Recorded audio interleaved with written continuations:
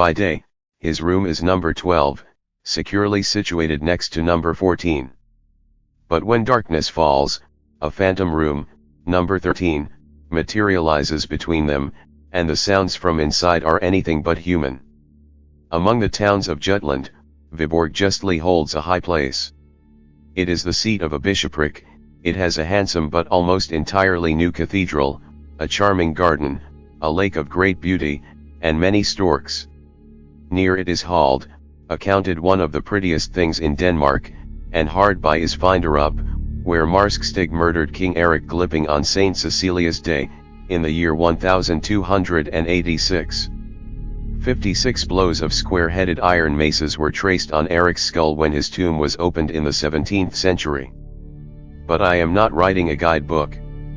There are good hotels in Viborg. Preslers and the Phoenix are all that can be desired. But my cousin, whose experiences I have to tell you now, went to the Golden Lion the first time that he visited Viborg. He has not been there since, and the following pages will, perhaps, explain the reason of his abstention. The Golden Lion is one of the very few houses in the town that were not destroyed in the Great Fire of 1726, which practically demolished the cathedral, the Sognekirke, the Rådhus, and so much else that was old and interesting. It is a great red brick house that is, the front is of brick, with corbel steps on the gables and a text over the door, but the courtyard into which the omnibus drives is of black and white wood and plaster. The sun was declining in the heavens when my cousin walked up to the door, and the light smote full upon the imposing facade of the house. He was delighted with the old-fashioned aspect of the place, and promised himself a thoroughly satisfactory and amusing stay in an inn so typical of old Jutland. It was not business in the ordinary sense of the word that had brought Mr. Anderson to Viborg. He was engaged upon some researches into the church history of Denmark, and it had come to his knowledge that in the Riksarkiv of Viborg there were papers, saved from the fire, relating to the last days of Roman Catholicism in the country. He proposed, therefore, to spend a considerable time, perhaps as much as a fortnight or 3 weeks, in examining and copying these, and he hoped that the Golden Lion would be able to give him a room of sufficient size to serve alike as a bedroom and a study. His wishes were explained to the landlord, and, after a certain amount of thought, the latter suggested that perhaps it might be the best way for the gentleman to look at 1 or 2 of the larger rooms and pick one for himself. It seemed a good idea. The top floor was soon rejected as entailing too much getting upstairs after the day's work. The second floor contained no room of exactly the dimensions required, but on the first floor there was a choice of 2 or 3 rooms which would, so far as size went, suit admirably. The landlord was strongly in favor of number 17, but Mr. Anderson pointed out that its windows commanded only the blank wall of the next house, and that it would be very dark in the afternoon. Either number 12 or number 14 would be better, for both of them looked on the street, and the bright evening light and the pretty view would more than compensate him for the additional amount of noise. Eventually number 12 was selected. Like its neighbors, it had 3 windows, all on one side of the room. It was fairly high and unusually long. There was, of course, no fireplace, but the stove was handsome and rather old, a cast iron erection, on the side of which was a representation of Abraham sacrificing Isaac, and the inscription, 1 Bog Mose, Cap 22, above. Nothing else in the room was remarkable. The only interesting picture was an old colored print of the town, date about 1820. Supper time was approaching, but when Anderson, refreshed by the ordinary ablutions, descended the staircase, there were still a few minutes before the bell rang. He devoted them to examining the list of his fellow lodgers. As is usual in Denmark, their names were displayed on a large blackboard, divided into columns and lines, the numbers of the rooms being painted in at the beginning of each line. The list was not exciting. There was an advocate, or sagfører, a German, and some bagmen from Copenhagen. The one and only point which suggested any food for thought was the absence of any number 13 from the tale of the rooms, and even this was a thing which Anderson had already noticed half a dozen times in his experience of Danish hotels. He could not help wondering whether the objection to that particular number, common as it is, was so widespread and so strong as to make it difficult to let a room so ticketed, and he resolved to ask the landlord if he and his colleagues in the profession had actually met with many clients who refused to be accommodated in the 13th room. He had nothing to tell me. I am giving the story as I heard it from him, about what passed at supper, and the evening, which was spent in unpacking and arranging his clothes, books, and papers, was not more eventful. Towards 11 o'clock he resolved to go to bed, but with him, as with a good many other people nowadays, an almost necessary preliminary to bed, if he meant to sleep, was the reading of a few pages of print, and he now remembered that the particular book which he had been reading in the train, and which alone would satisfy him at that present moment, was in the pocket of his greatcoat, then hanging on a peg outside the dining room. To run down and secure it was the work of a moment, and, as the passages were by no means dark, it was not difficult for him to find his way back to his own door. So, at least, he thought, but when he arrived there, and turned the handle, the door entirely refused to open, and he caught the sound of a hasty movement towards it from within. He had tried the wrong door, of course. Was his own room to the right or to the left? He glanced at the number. It was 13. His room would be on the left, and so it was. And not before he had been in bed for some minutes, had read his wonted 3 or 4 pages of his book, blown out his light, and turned over to go to sleep, did it occur to him that, whereas on the blackboard of the hotel there had been no number 13, there was undoubtedly a room numbered 13 in the hotel. He felt rather sorry he had not chosen it for his own. Perhaps he might have done the landlord a little service by occupying it, and given him the chance of saying that a well-born English gentleman had lived in it for 3 weeks and liked it very much. But probably it was used as a servant's room or something of the kind. After all, it was most likely not so large or good a room as his own. And he looked drowsily about the room, which was fairly perceptible in the half-light from the street lamp. It was a curious effect, he thought. Rooms usually look larger in a dim light than a full one, but this seemed to have contracted in length and grown proportionately higher. Well, well. Sleep was more important than these vague ruminations, and to sleep he went. On the day after his arrival Andersen attacked the Riksarkiv of Viborg. He was, as one might expect in Denmark, kindly received, and access to all that he wished to see was made as easy for him as possible. The documents laid before him were far more numerous and interesting than he had at all anticipated. Besides official papers, there was a large bundle of correspondence relating to Bishop Jürgen Frias, the last Roman Catholic who held the see, and in these there cropped up many amusing and what are called intimate details of private life and individual character. There was much talk of a house owned by the bishop, but not inhabited by him, in the town. Its tenant was apparently somewhat of a scandal and a stumbling block to the reforming party. He was a disgrace, they wrote, to the city. He practiced secret and wicked arts, and had sold his soul to the enemy. It was of a piece with the gross corruption and superstition of the Babylonish church that such a viper and blood-sucking thraldman should be patronized and harbored by the bishop. The bishop met these reproaches boldly. He protested his own abhorrence of all such things as secret arts, and required his antagonists to bring the matter before the proper court, of course, the spiritual court, and sift it to the bottom. No one could be more ready and willing than himself to condemn Mag Nicholas Franken if the evidence showed him to have been guilty of any of the crimes informally alleged against him. Andersen had not time to do more than glance at the next letter of the Protestant leader, Rasmus Nielsen, before the record office was closed for the day, but he gathered its general tenor, which was to the effect that Christian men were now no longer bound by the decisions of bishops of Rome, and that the bishop's court was not, and could not be, a fit or competent tribunal to judge so grave and weighty a cause. On leaving the office, Mr. Andersen was accompanied by the old gentleman who presided over it, and, as they walked, the conversation very naturally turned to the papers of which I have just been speaking. Herr Scavenius, the archivist of Viborg, though very well informed as to the general run of the documents under his charge, was not a specialist in those of the Reformation period. He was much interested in what Anderson had to tell him about them. He looked forward with great pleasure, he said, to seeing the publication in which Mr. Anderson spoke of embodying their contents. This house of the Bishopry is, he added, it is a great puzzle to me where it can have stood. I have studied carefully the topography of Old Viborg, but it is most unlucky of the old terrier of the bishop's property which was made in 1560, and of which we have the greater part in the archive, just the piece which had the list of the town property is missing. Never mind.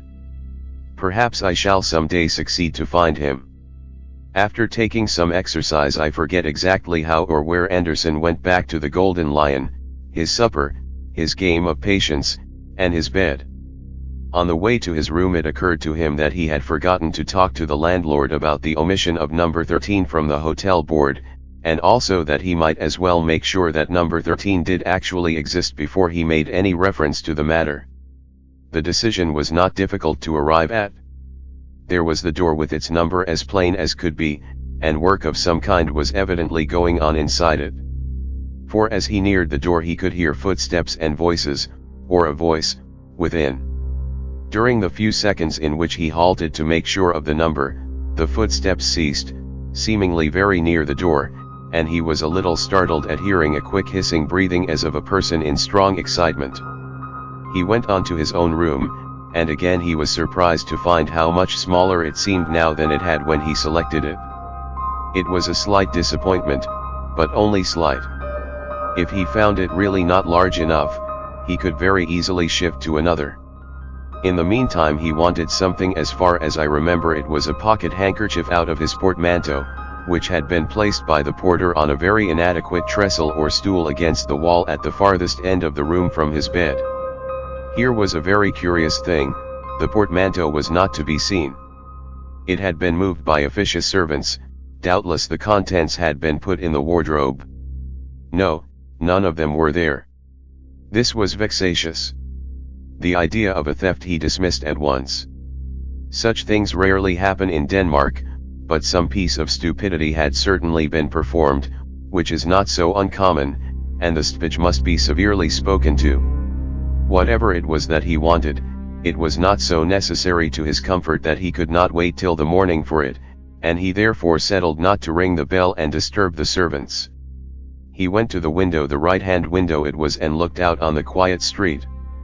There was a tall building opposite, with large spaces of dead wall, no passers-by, a dark night, and very little to be seen of any kind. The light was behind him, and he could see his own shadow clearly cast on the wall opposite. Also the shadow of the bearded man in number 11 on the left, who passed to and fro in shirt sleeves once or twice, and was seen first brushing his hair, and later on in a nightgown. Also the shadow of the occupant of number 13 on the right.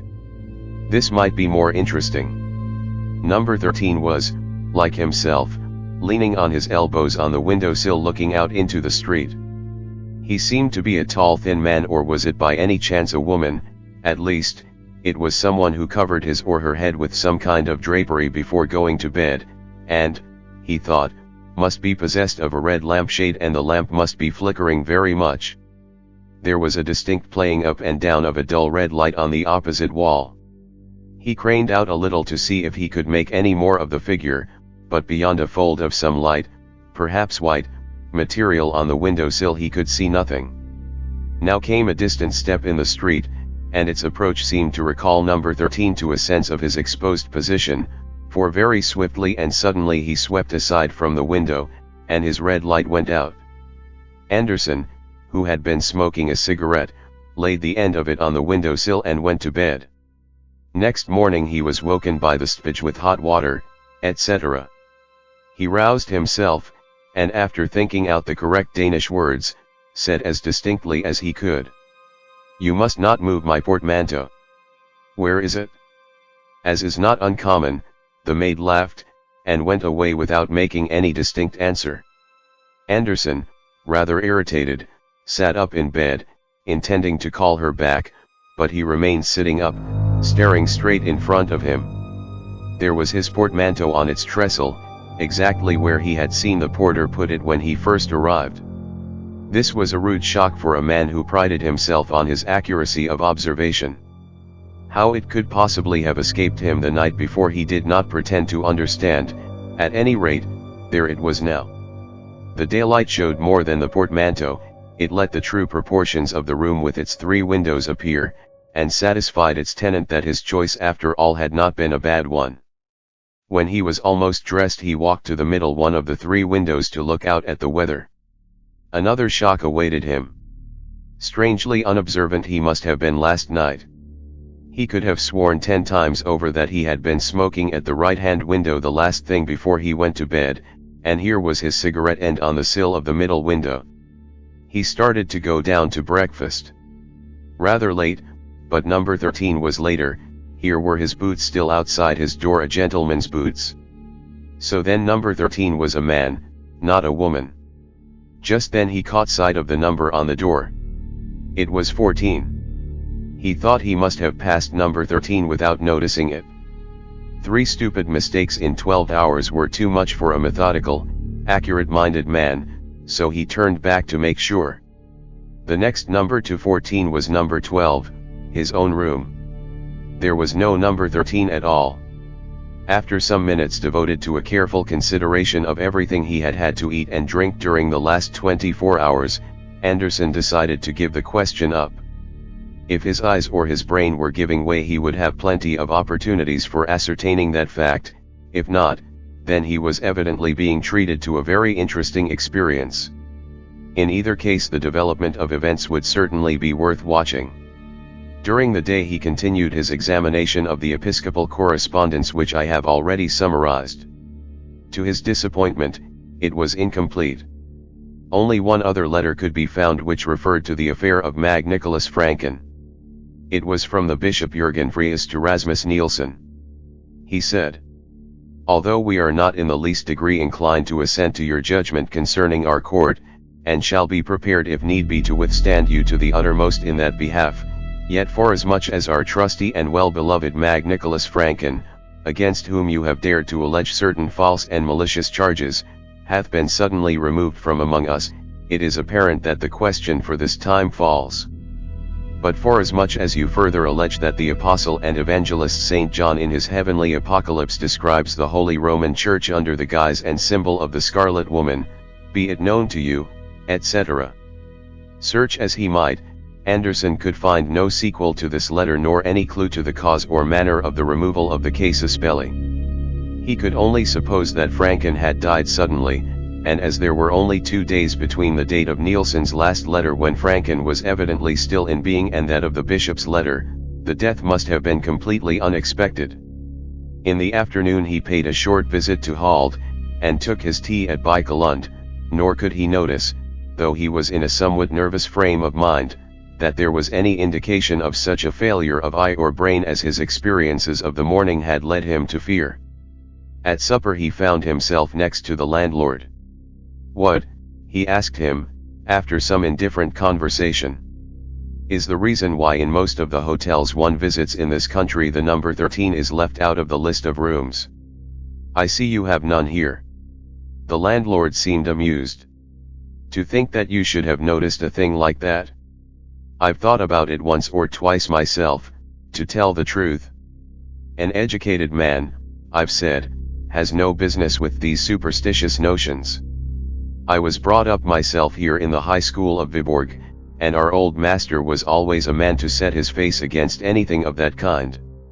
He's been dead now this many years, a fine upstanding man he was, and ready with his hands as well as his head. I recollect us boys, one snowy day." Here he plunged into reminiscence. "Then you don't think there is any particular objection to having a number 13, said Anderson. "Ah, to be sure. Well, you understand, I was brought up to the business by my poor old father. He kept an hotel in Aarhus first, and then, when we were born, he moved to Viborg here, which was his native place, and had the Phoenix here until he died. That was in 1876.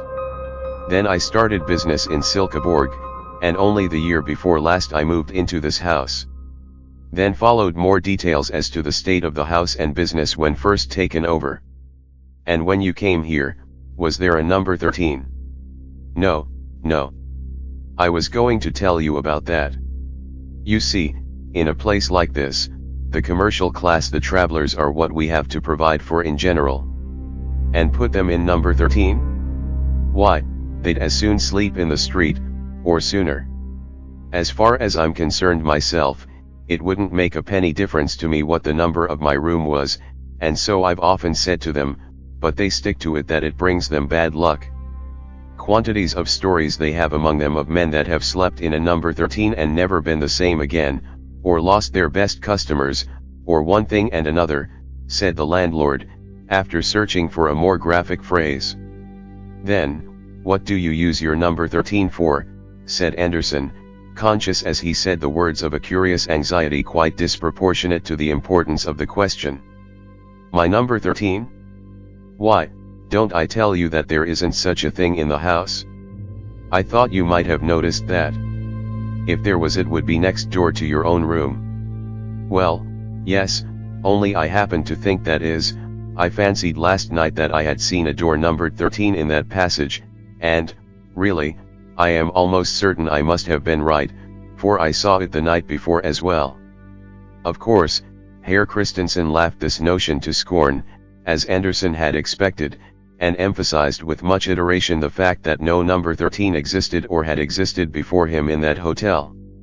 Anderson was in some ways relieved by his certainty, but still puzzled, and he began to think that the best way to make sure whether he had indeed been subject to an illusion or not was to invite the landlord to his room to smoke a cigar later on in the evening. Some photographs of English towns which he had with him formed a sufficiently good excuse. Herr Christensen was flattered by the invitation, and most willingly accepted it. At about 10 o'clock he was to make his appearance, but before that Anderson had some letters to write, and retired for the purpose of writing them. He almost blushed to himself at confessing it, but he could not deny that it was the fact that he was becoming quite nervous about the question of the existence of number 13. So much so that he approached his room by way of number 11, in order that he might not be obliged to pass the door, or the place where the door ought to be. He looked quickly and suspiciously about the room when he entered it, but there was nothing, beyond that indefinable air of being smaller than usual, to warrant any misgivings. There was no question of the presence or absence of his portmanteau tonight. He had himself emptied it of its contents and lodged it under his bed. With a certain effort he dismissed the thought of number 13 from his mind, and sat down to his writing. His neighbors were quiet enough.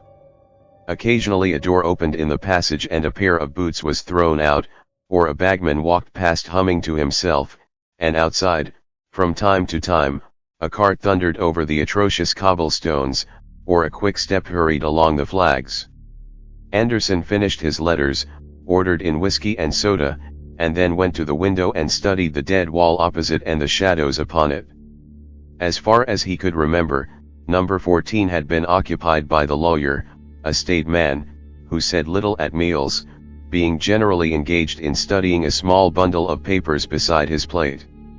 Apparently, however, he was in the habit of giving vent to his animal spirits when alone. Why else should he be dancing? The shadow from the next room evidently showed that he was. Again and again his thin form crossed the window, his arms waved, and a gaunt leg was kicked up with surprising agility. He seemed to be barefooted, and the floor must be well laid, for no sound betrayed his movements. Sag for Herr Anders Jensen, dancing at 10 o'clock at night in a hotel bedroom, seemed a fitting subject for a historical painting in the grand style, and Anderson's thoughts, like those of Emily in the Mysteries of Udolpho, began to arrange themselves in the following lines. When I return to my hotel at 10 o'clock p.m. the waiters think I am unwell. I do not care for them. But when I've locked my chamber door and put my boots outside, I dance all night upon the floor. And even if my neighbors swore, I'd go on dancing all the more. For I'm acquainted with the law, and in despite of all their protests I deride. Had not the landlord at this moment knocked at the door, it is probable that quite a long poem might have been laid before the reader.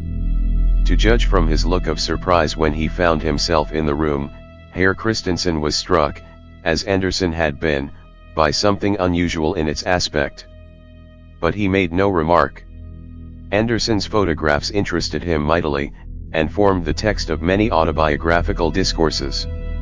Nor is it quite clear how the conversation could have been diverted into the desired channel of number 13, had not the lawyer at this moment begun to sing, and to sing in a manner which could leave no doubt in anyone's mind that he was either exceedingly drunk or raving mad. It was a high, thin voice that they heard, and it seemed dry, as if from long disuse. Of words or tune there was no question. It went sailing up to a surprising height, and was carried down with a despairing moan as of a winter wind in a hollow chimney, or an organ whose wind fails suddenly. It was a really horrible sound, and Andersen felt that if he had been alone he must have fled for refuge and society to some neighbor bagman's room. The landlord sat open-mouthed. "I don't understand it," he said at last, wiping his forehead. "It is dreadful. I have heard it once before, but I made sure it was a cat." "Is he mad?" said Andersen. "He must be, and what a sad thing. Such a good customer, too, and so successful in his business, by what I hear, and a young family to bring up." Just then came an impatient knock at the door, and the knocker entered, without waiting to be asked. It was the lawyer, in dishabille, and very rough-haired, and very angry he looked. "I beg pardon, sir," he said, "but I should be much obliged if you would kindly desist." Here he stopped, for it was evident that neither of the persons before him was responsible for the disturbance, and after a moment's lull it swelled forth again more wildly than before. "But what in the name of heaven does it mean?" broke out the lawyer. "Where is it? Who is it? Am I going out of my mind? Surely, Herr Jensen, it comes from your room next door? Isn't there a cat or something stuck in the chimney?" This was the best that occurred to Andersen to say, and he realized its futility as he spoke, but anything was better than to stand and listen to that horrible voice, and look at the broad, white face of the landlord, all perspiring and quivering as he clutched the arms of his chair. "Impossible," said the lawyer, "impossible. There is no chimney. I came here because I was convinced the noise was going on here. It was certainly in the next room to mine." "Was there no door between yours and mine?" said Andersen eagerly. "No, sir," said Herr Jensen, rather sharply. "At least, not this morning." "Ah," said Andersen. "Nor tonight?" "I am not sure," said the lawyer with some hesitation. Suddenly the crying or singing voice in the next room died away, and the singer was heard seemingly to laugh to himself in a crooning manner. The three men actually shivered at the sound. Then there was a silence. "Come," said the lawyer, "what have you to say, Herr Christensen? What does this mean?" "Good heaven," said Christensen. "How should I tell? I know no more than you, gentlemen. I pray I may never hear such a noise again." "So do I," said Herr Jensen, and he added something under his breath. Andersen thought it sounded like the last words of the Psalter, "Omnis spiritus laude Dominum," but he could not be sure. "But we must do something," said Andersen. "The three of us. Shall we go and investigate in the next room?" "But that is Herr Jensen's room," wailed the landlord. "It is no use, he has come from there himself." "I am not so sure," said Jensen. "I think this gentleman is right, we must go and see." The only weapons of defense that could be mustered on the spot were a stick and umbrella. The expedition went out into the passage, not without quakings. There was a deadly quiet outside, but a light shone from under the next door. Andersen and Jensen approached it. The latter turned the handle, and gave a sudden vigorous push. No use. The door stood fast. "Herr Christensen," said Jensen, "will you go and fetch the strongest servant you have in the place? We must see this through." The landlord nodded, and hurried off, glad to be away from the scene of action. Jensen and Anderson remained outside looking at the door. "It is number 13, you see," said the latter. "Yes, there is your door, and there is mine," said Jensen. "My room has 3 windows in the daytime," said Anderson, with difficulty suppressing a nervous laugh. "By George, so has mine," said the lawyer, turning and looking at Anderson. His back was now to the door. In that moment the door opened, and an arm came out and clawed at his shoulder. It was clad in ragged, yellowish linen, and the bare skin, where it could be seen, had long gray hair upon it. Anderson was just in time to pull Jensen out of its reach with a cry of disgust and fright, when the door shut again, and a low laugh was heard. Jensen had seen nothing, but when Anderson hurriedly told him what a risk he had run, he fell into a great state of agitation, and suggested that they should retire from the enterprise and lock themselves up in one or other of their rooms. However, while he was developing this plan, the landlord and 2 able-bodied men arrived on the scene, all looking rather serious and alarmed. Jensen met them with a torrent of description and explanation, which did not at all tend to encourage them for the fray. The men dropped the crowbars they had brought, and said flatly that they were not going to risk their throats in that devil's den.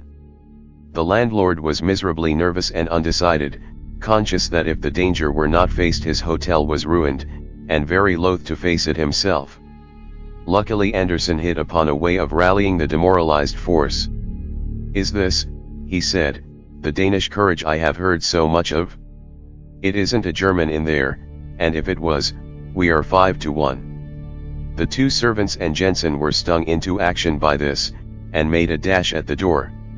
"Stop," said Anderson. "Don't lose your heads. You stay out here with the light, landlord, and one of you 2 men break in the door, and don't go in when it gives way." The men nodded, and the younger stepped forward, raised his crowbar, and dealt a tremendous blow on the upper panel. The result was not in the least what any of them anticipated. There was no cracking or rending of wood, only a dull sound, as if the solid wall had been struck. The man dropped his tool with a shout, and began rubbing his elbow. His cry drew their eyes upon him for a moment, then Anderson looked at the door again. It was gone. The plaster wall of the passage stared him in the face, with a considerable gash in it where the crowbar had struck it. Number 13 had passed out of existence. For a brief space they stood perfectly still, gazing at the blank wall. An early cock in the yard beneath was heard to crow, and as Anderson glanced in the direction of the sound, he saw through the window at the end of the long passage that the eastern sky was paling to the dawn. "Perhaps," said the landlord, with hesitation, "you gentlemen would like another room for tonight, a double-bedded one." Neither Jensen nor Anderson was averse to the suggestion. They felt inclined to hunt in couples after their late experience. It was found convenient, when each of them went to his room to collect the articles he wanted for the night, that the other should go with him and hold the candle. They noticed that both number 12 and number 14 had 3 windows. Next morning the same party reassembled in number 12. The landlord was naturally anxious to avoid engaging outside help, and yet it was imperative that the mystery attaching to that part of the house should be cleared up. Accordingly the 2 servants had been induced to take upon them the function of carpenters. The furniture was cleared away, and, at the cost of a good many irretrievably damaged planks, that portion of the floor was taken up which lay nearest to number 14. You will naturally suppose that a skeleton, say that of Mag Nicholas Franken, was discovered. That was not so. What they did find lying between the beams which supported the flooring was a small copper box. In it was a neatly folded vellum document, with about 20 lines of writing. Both Anderson and Jensen, who proved to be something of a paleographer, were much excited by this discovery, which promised to afford the key to these extraordinary phenomena. I possess a copy of an astrological work which I have never read. It has, by way of frontispiece, a woodcut by Hans Sebald Behm, representing a number of sages seated round a table. This detail may enable connoisseurs to identify the book. I cannot myself recollect its title, and it is not at this moment within reach, but the fly leaves of it are covered with writing, and, during the 10 years in which I have owned the volume, I have not been able to determine which way up this writing ought to be read, much less in what language it is. Not dissimilar was the position of Anderson and Jensen after the protracted examination to which they submitted the document in the copper box. After 2 days' contemplation of it, Jensen, who was the bolder spirit of the two, hazarded the conjecture that the language was either Latin or Old Danish. Anderson ventured upon no surmises, and was very willing to surrender the box and the parchment to the Historical Society of Viborg to be placed in their museum. I had the whole story from him a few months later, as we sat in a wood near UPS, after a visit to the library there, where I had laughed over the contract by which Daniel Salthenius, in later life professor of Hebrew at Königsberg, sold himself to Satan. Anderson was not really amused. "Young idiot," he said, meaning Salthenius, who was only an undergraduate when he committed that indiscretion. How did he know what company he was courting? And when I suggested the usual considerations, he only grunted. That same afternoon he told me what you have read. But he refused to draw any inferences from it, and to assent to any that I drew for him.